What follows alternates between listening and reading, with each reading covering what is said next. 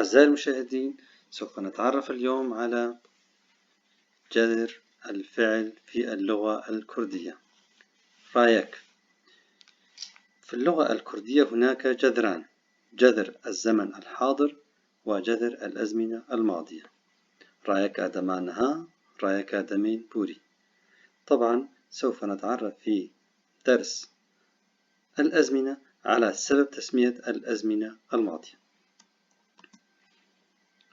أولا، رايك دمانها جذر الزمن الحاضر.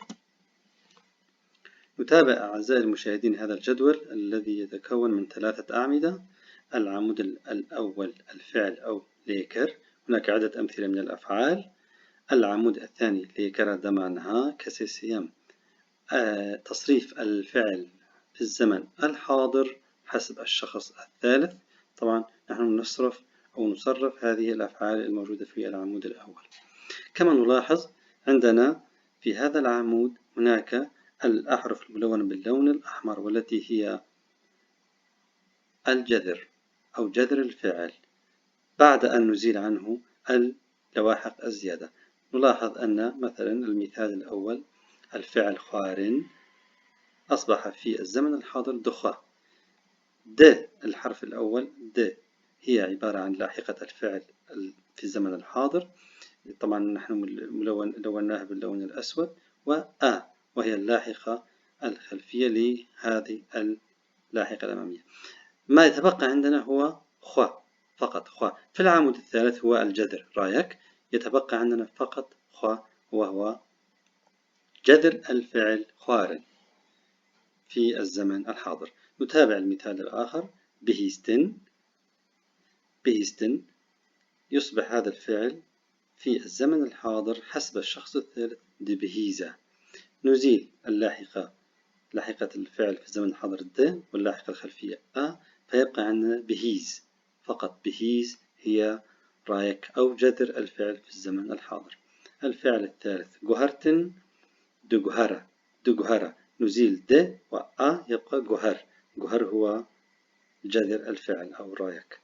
شون دشا نزيل د وأ يبقى فقط حرف تشا، وهو جذر الفعل شون في الزمن الحاضر.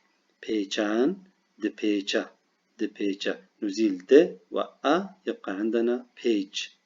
إذا بيج هو جذر الفعل بيشان في الزمن الحاضر. الفعل الأخير آنين دئينا نزيل د وأ يبقى إين هو جذر الفعل آنين.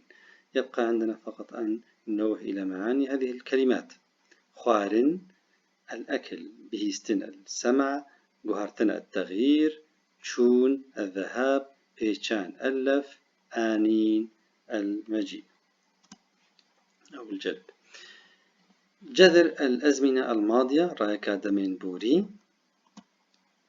في هذا الجدول نلاحظ أننا عمودان فقط: الفعل أو ليكر والجذر ورايك.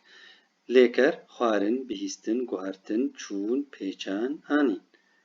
نلاحظ أعزائي المشاهدين أننا فقط في الجذر الزمن الماضي قمنا فقط بإزالة أو إلغاء آخر حرفين إن، ونا، ونا. كما نشاهد خوارن أصبحت خوار، بهيستن بهيست، جهرتن جهرت.